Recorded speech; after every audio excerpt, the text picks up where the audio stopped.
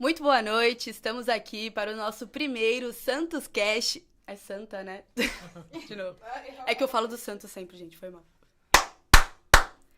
Muito boa noite, estamos aqui para falar no nosso primeiro Santa Cast. Estou aqui com duas convidadas para aprofundar um tema muito delicado que tem saído bastante na mídia. Eu estou aqui com a advogada Carol Valentino. Muito boa noite, Carol. Boa noite, Clara. Também estou aqui com a psicóloga Paula Caruso. Boa noite. Boa noite, Clara. A gente vai falar sobre a relação da criança do adolescente, que tem aquela figura mais pública, que sai nas mídias, em relação aos seus familiares, que nem sempre têm o suporte necessário.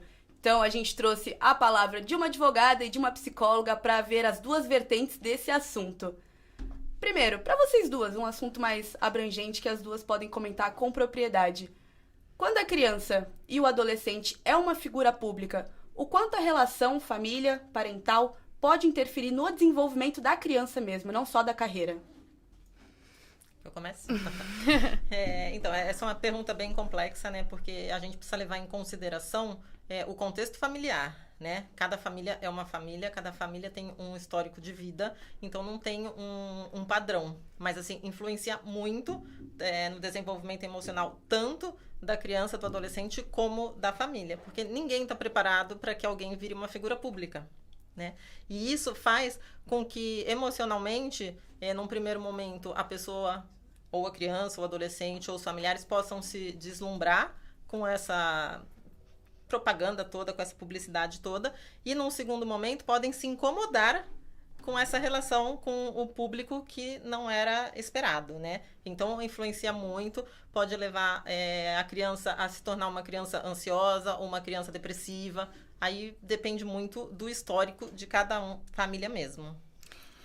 No caso, é importante também sempre ter esse acompanhamento psicológico, né? Nós temos aí o dever de cuidado, o dever de proteção legal, então todas as atitudes dos pais, elas devem ser pautadas no desenvolvimento pleno e integral daquela criança, daquele adolescente. Nós temos uma imposição, um limite legal, mas a nossa legislação, ela não prevê um rol do que seria certo, o que é errado. Eu brinco que não tem uma cartilha do que é ser pai e mãe, né? Não existe.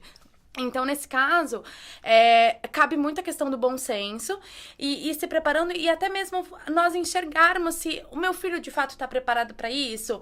Ele recebeu uma proposta. Vamos verificar junto à psicóloga se seria esse o momento adequado? Não só na questão da carreira do profissional, mas o mental, a saúde mental, para ver se isso de fato não vai haver implicações, porque qualquer tipo de ação que cause algum tipo de abuso ou violência contra essa criança, haverá a linha de frente a responder por isso são os pais. Você comentou que a nossa legislação não é muito clara perante esse assunto, mas qual é o limite dentro da legislação que a gente tem para virar alienação parental ou talvez só uma má criação?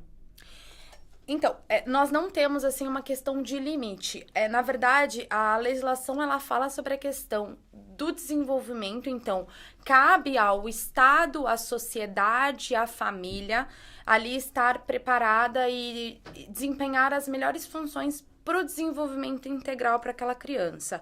Claro que nós temos o ECA, que é o Estatuto da Criança e do Adolescente, que ali prevê diversas atitudes que podem causar uma violência contra aquela criança. Então, tudo que você já imagina como violência contra uma pessoa, a mesma coisa contra uma criança. A gente só tem um plus a mais, que é uma pessoa que a gente caracteriza, o próprio Poder Judiciário caracteriza ela como hipervulnerável. Ela não é nem só vulnerável, ela é hipervulnerável.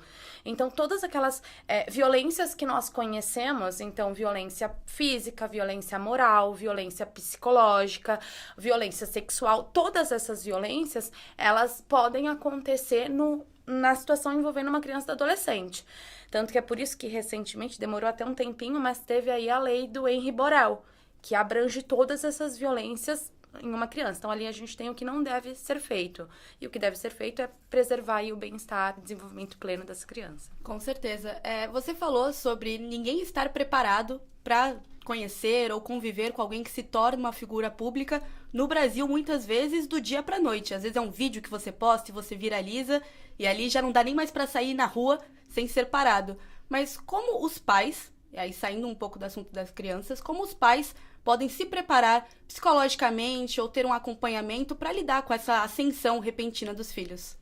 Então acho que a primeira coisa que os pais deveriam fazer seria procurar um profissional, né, um psicólogo, para suporte para eles, tá? Não para a criança, para saber até onde emocionalmente a atitude deles vai influenciar na criança ou não.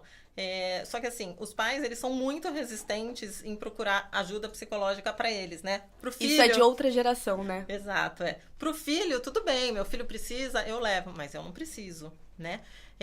Até porque assim, é ele que vai ser famoso, não sou eu, mas assim, e até onde eu vou estar perdendo meu filho para a sociedade, né?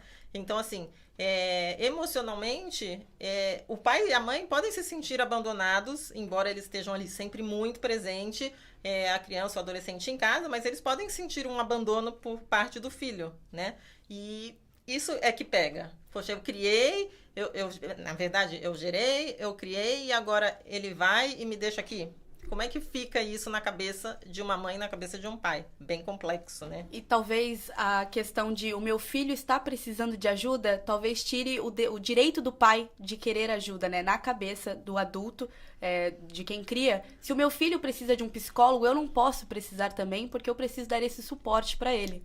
Então, é que na verdade, assim, muitos pais, eles pensam que, assim, quando eles levam o filho no psicólogo, quem está em tratamento é o filho, né? E, assim, pra gente é muito claro que quem está em tratamento é a família. Exatamente. Porque se a gente não conseguir mudar a família, principalmente pai e mãe, a gente não consegue fazer com que o filho mude e possa evoluir para um estado emocional mais saudável, né? Então, assim, existe dentro da psicologia o que a gente chama, dependendo da área da psicologia, uns chamam de orientação de pais, outros de psicoeducação de pais, né? Onde o profissional, o psicólogo, vai estar explicando para cada um dos pais o que está acontecendo com o filho e dando um norte, né? Mostrando um caminho de como o pai e a mãe precisam agir para que essa criança possa ter um sucesso dentro do processo terapêutico.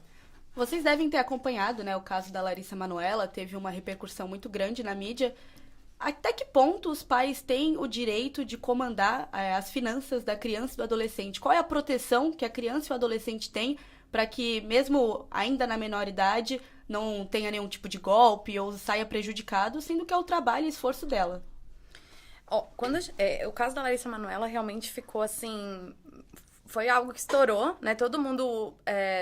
ficou extremamente emocionado e se falou assim, nossa, como pode isso?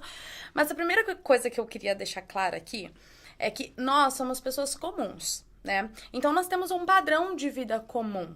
Quando nós pensamos em pessoas extremamente com um poder aquisitivo muito alto, o padrão de vida delas é diferente. Então, quando a gente pensa em dois pais, enfim, eles estarem na administração de 5 milhões, para uma pessoa que tem, não sei, um ganho mensal de 300 mil, será que 5 milhões de fato é algo muito grande? Por que eu trago essa reflexão? É a mesma coisa de uma pensão alimentícia. Quando você tem o recebimento de uma pensão alimentícia, cabe àquele genitor que recebe, tá, fazer a administração daquele bem. No caso da Larissa Manoela, não é um recebimento de pensão, é fruto do trabalho dela e os dois pais estavam na administração. Essa administração não é até então, vamos ser no normal, tá? Ela não é questionada por ninguém, ninguém vai lá e fala, deixa eu ver como é que estão as coisas. Não, os pais têm livre acesso para administrar como eles bem entenderem. Isso até os 16 anos. Dos 16 aos 18, os pais, eles não mais representam essa criança, eles assistem. Então, por exemplo, você, Clara, tem 17 anos, você vai fazer um contrato. Eu sou sua mãe, eu vou estar junto com você e eu vou assinar junto com você, assistindo você, mas a decisão é sua. Então, até os 16 anos, eles têm plena capacidade de administrar o que eles bem entenderem. Quando nós falamos de criança, então, aí eu trago de novo a minha reflexão lá de trás, é o quê? Tá na nossa legislação que os pais, eles devem administrar as finanças daquela criança e também fazer com que eles preservem todas as necessidades daquela criança. Então, não deixe faltar nada para aquela criança. Num caso de uma criança comum, não vai ser as mesmas necessidades da Larissa Manoela. Uma criança comum, ela tem um gasto de um Uber, a Larissa Manoela teria um gasto de avião. Veja que já é diferente, né? E aí, por uma questão de verificar, ficar fazendo uma conferência disso, caso você falou dessa questão de golpe, caberia a quem? Quem poderia falar sobre isso? Quem poderia se preocupar com isso? Qualquer pessoa, como eu disse pra você. O Estado, a sociedade, qualquer familiar, nós devemos nos preocupar com as nossas crianças. Então, qualquer pessoa teria legitimidade para entender, para falar assim, eu quero verificar sobre isso. O Conselho Tutelar também tem legitimidade para isso. E aí avisa-se o Ministério Público ou propõe-se uma ação. E aí é feito, sim, uma verificação do que está acontecendo com o dinheiro dessa criança, por exemplo. No caso da Larissa Manoela, não foi assim que ocorreu. Ela não era mais uma criança quando ela entendeu que ela poderia estar tendo qualquer tipo de prejuízo. Por isso que a gente até fala, não usa, no caso dela agora, a lei do Henri Borel. A gente usa a lei Maria da Penha, porque a gente está falando realmente de uma violência, se for constatado, né? Uma violência doméstica familiar contra uma mulher no âmbito ali doméstico. E isso é mais comum do que parece. Eu consigo citar outros casos em que os pais colocam as suas expectativas nos filhos pelas frustrações pessoais. De cabeça, eu sou do meio do futebol, eu penso na carreira do Neymar, por exemplo. O Neymar pai foi um jogador de futebol que não foi tão bem sucedido quanto o filho. E ali a carreira do Neymar Júnior foi toda programada pelo pai de acordo com o que ele queria pessoalmente. O qual isso atrapalha no desenvolvimento? Porque às vezes você não consegue se realizar e transporta para o seu filho um peso que às vezes não precisa. Na verdade, assim, nesse caso Neymar, por exemplo, ele perdeu uma parte muito importante do desenvolvimento dele, que foi a infância e a juventude, porque ele estava trabalhando, assim como a Larissa Manoela, tá? Não questionando, não entrando na questão dos valores, do quanto ela ganhava, nada disso, mas para ela ser uma atriz e para ele ser um jogador, eles precisaram abrir mão de alguma coisa, né? E vão abrir mão de viver a infância, né? Porque a gente não sabe também, quando a gente está falando assim, o Neymar a gente sabe, porque é daqui da nossa região, a gente sabe que a situação financeira da família não era das melhores. Mas da Larissa Manoela a gente não tem essa ideia de se faltava alguma coisa, se não faltava alguma coisa. Então, assim, vamos pegar uma família que não tinha nada e aí passa a ter tudo, eles vão querer ter tudo e vão querer continuar tendo tudo pro resto da vida, né? Então, emocionalmente, psicologicamente falando, a gente entende que pai e mãe fazem sempre o melhor que eles podem pro filho. Se aquele melhor que eles puderam dar era o melhor que o filho queria ou esperava, aí é uma outra situação, né? Mas a gente sempre tem que entender que pai e mãe não quer prejudicar o filho, né? Ele quer que seu filho seja a criança mais feliz muito mais do que eles foram. Sempre muito mais do que eles foram e que eles tenham muito mais do que os pais tiveram, né? O quanto que isso interfere na formação do adulto? Então, aí vai depender do que ele precisou abrir mão, né? Então, assim, se a criança estudou, se ela fez aquilo, ela jogava, vamos pegar um jogador de futebol. Ele jogava futebol, ele gostava de jogar futebol, mas ele não abriu nada, mão de nada em termos de estudo, por exemplo. Lá na frente, ele vai definir como um adulto o que ele quer. Pode interferir e pode não interferir. Agora, se ele precisou abrir mão daquilo que ele queria em prol do que a família queria, isso lá na frente vai vir como uma frustração. Por mais que seja bem sucedido, que tenha dinheiro, que tenha fama, será que era isso que ele queria? Que aquela criança ali de 5, 6, 7 anos projetava para a vida dela? Aí, né, você vai falar assim, mas criança de 7 anos não projeta. Não, projeta. A gente só não lembra daqueles sonhos que a gente tinha quando a criança até uns 8, 9 anos. Depois pra frente já sabe exatamente o que a gente queria. Você falou sobre a diferença das leis que entram no caso da Larissa Manoela. O contrato que ela assinou antes de ser maior de idade, ele ainda é válido?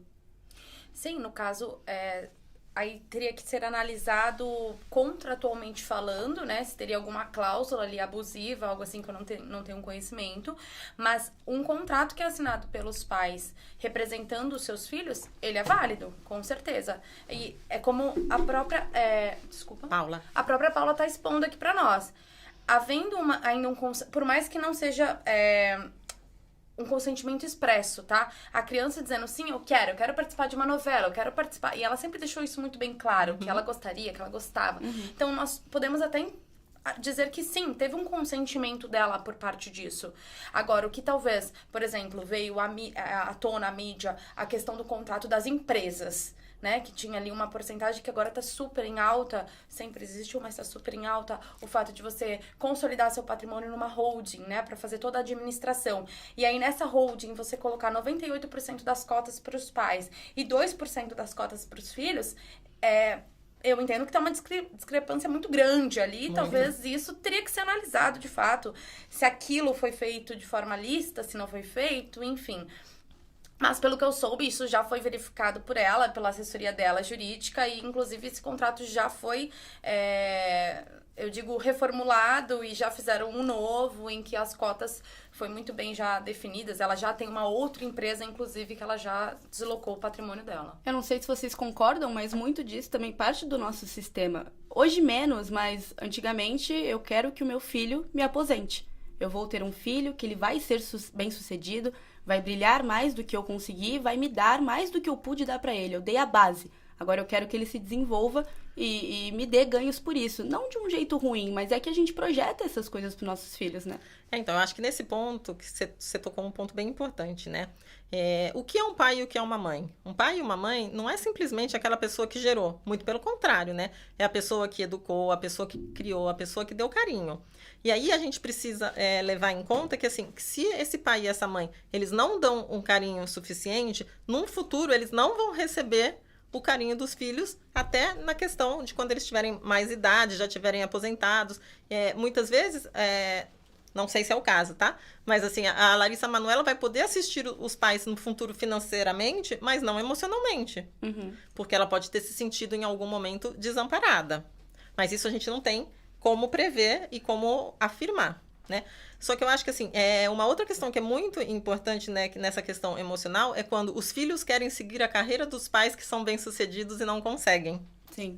Né? Aí também gera todo uma questão emocional de frustração, levando até ao desenvolvimento de algumas doenças mentais nessa criança, nesse adolescente. Uhum. É importante expor isso que você falou, que assim, a maternidade e a paternidade não é uma moeda de troca, né? A gente precisa saber disso. Infelizmente, nós Filho temos... a gente cria pro mundo, né? Aquela frase. Nós temos que ter essa consciência. Mas assim, existe um dever legal dos pais de criar, educar, dar assistência moral, financeira, toda.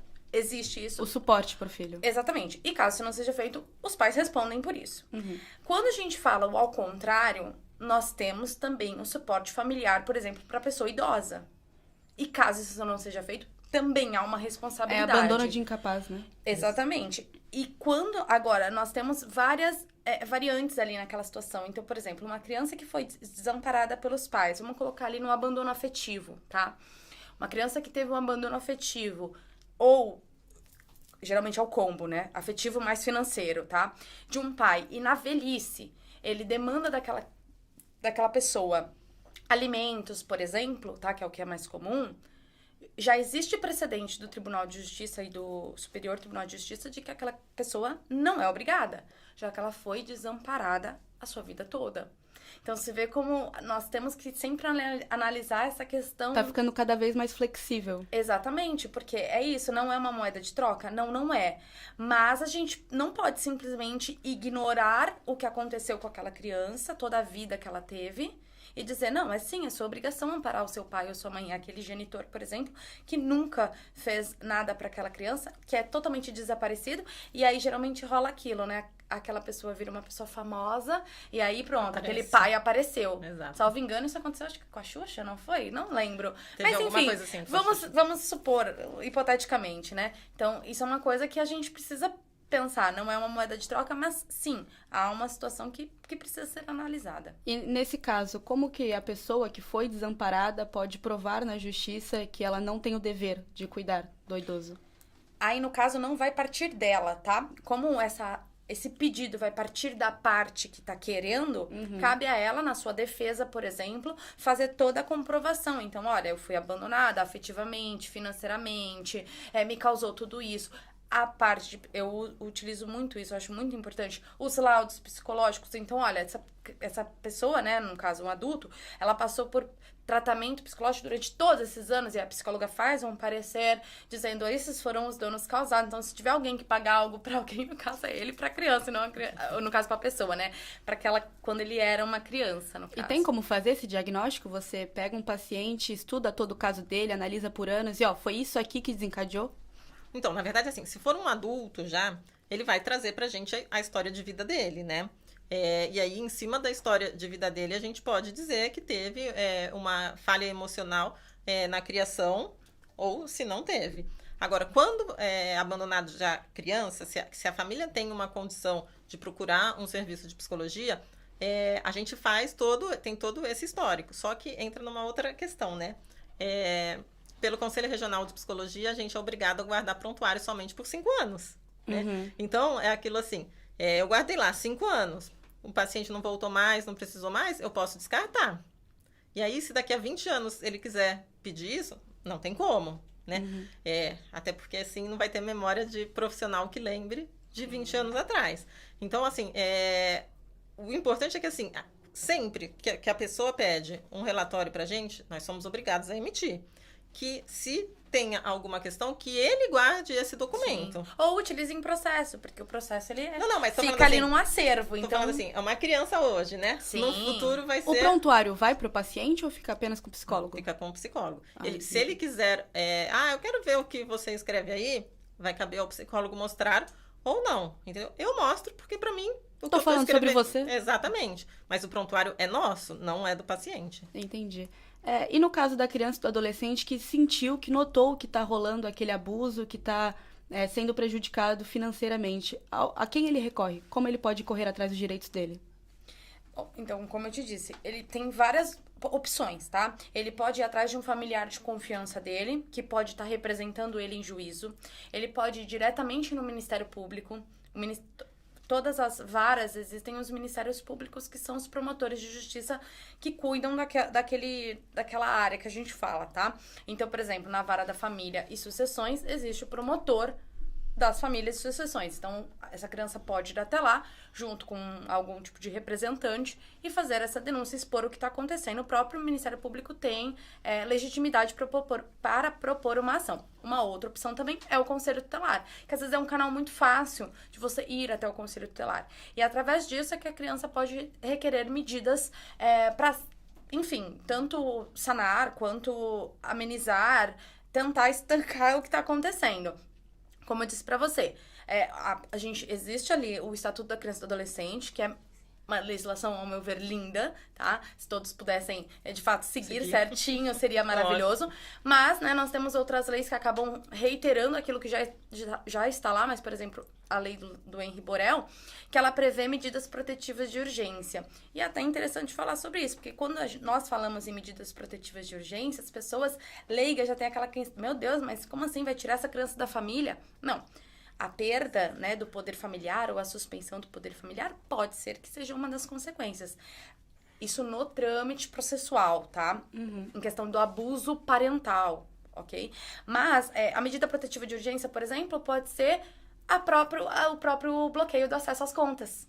Seria uma ótima opção. Então, qualquer dispositivo celular que aqueles pais tivessem, essa criança tem uma decisão judicial que ela vai até o banco e é deslogado do celular dos pais, um exemplo, tá? Enfim, aqueles cartões não funcionam mais, aí no caso a gente vai ver como vai estar a eficácia dessa decisão. Mas é uma das opções que nós temos, a medida protetiva de urgência, como algo pra gente conseguir conter o dano. Por enquanto. Além disso, um processo claramente para verificar a prestação de contas, tudo isso. Você já deve ter passado por muitos casos de crianças e adolescentes.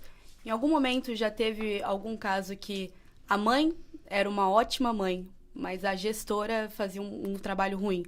Tem como separar? O que você entende por um trabalho ruim?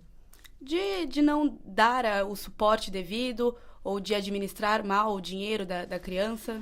Então, mas na verdade, assim, o que a gente vai entender por dinheiro da criança, né? Ou de alguém famoso ou de uma pensão, né? E aí não chega pra gente, por exemplo, se a pensão é da criança ou se a pensão é da mãe, né? Já atendi N casos, mas geralmente não vejo, assim, quando a criança a mãe tem a guarda da criança, nunca peguei nenhum caso que a mãe administrasse mal o dinheiro ou que pegasse o dinheiro para ela. Geralmente é o contrário, a mãe já chega reclamando, né, que tá Exato, faltando. Né?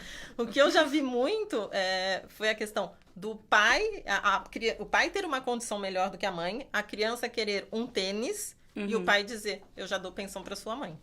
Né? É o famoso R$300 para você comprar comida, hospital e ainda se sobrar faz a sua unha. É mais ou menos por aí, né? Exatamente. Mas assim, e aí a gente fala, quando a gente não fala só dos R$300. Eu já peguei casos, assim, de pensão alimentícia ser tipo R$10.000, entendeu? Mas a mãe ter que usar para pagar aluguel, pagar escola, pagar tudo dos filhos, né? Que não era só para um, era para vários. E a criança queria um tênis, porque ela ia viajar com os amigos, ela queria um tênis novo. E a mãe falou, eu não tenho condição de te dar isso hoje. Até porque ela tinha outros tênis. E pediu pro pai, e o pai negou, porque falou, eu já pago pensão para sua mãe. É bem complicado. A gente tem que entender que a criança não é um animal, um bichinho de estimação que você alimenta, leva para passear, dá um carinho e tá tudo certo. Não, exato. Ela falou uma coisa que eu acho bem interessante, né?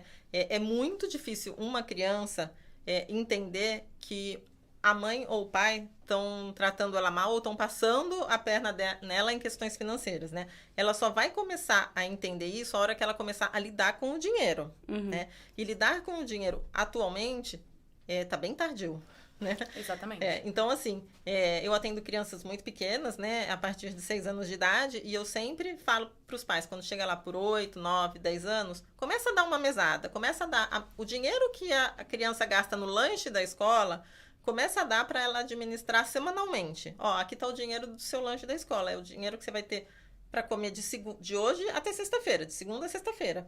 Se a criança gastar mais, ela vai ter que levar lanche de casa, ela não vai, porque assim, é muito importante a criança ter essa noção do dinheiro, que hoje as crianças não têm essa noção do dinheiro, né? E aí, quando chega na adolescência, que ela vai poder perceber, poxa, mas eu ganhei tanto e agora eu não tenho nada, né? Até porque eu acredito que num primeiro momento, lá, quando pequena, 8, 9, 10 anos, a Larissa Manoela nem sabia o quanto ela ganhava, né? Exatamente. Ela não tinha essa noção. Exatamente. E aí ela foi ter essa noção depois dos 16, 17 anos. E aí que ela foi ir atrás para ver o que era. Talvez venha com as negativas, né? Exato. É muito comum nós nos sentirmos motivados para entender o que está acontecendo quando a gente tem uma negativa, né? Que foi a falta do dinheiro. Exatamente. Né? Então, eu quero tal coisa. Não. Opa, peraí. Mas o dinheiro é meu. Mas o dinheiro é meu. Exatamente, né? Exato. Não, e assim, se a gente parar pra pensar, até num casal, né, o pai e a mãe lá, entre eles têm, não, mas o dinheiro é meu, o dinheiro, né? Então, assim, o dinheiro não é da criança, até porque, assim, a criança não é responsável por ela, né? Pra mim, psicologicamente, emocionalmente falando, a criança, os pais são responsáveis pela criança até os 17 anos, 11 meses e 29 dias, né? Sim. Não até os 16. Então, é aquilo assim, a gente como profissional tem que ter todo um cuidado de, olha, eu vou precisar conversar com seus pais, passar algumas questões para eles, mas sem perder a confiança da criança e do adolescente. Que aulão de vocês, hein?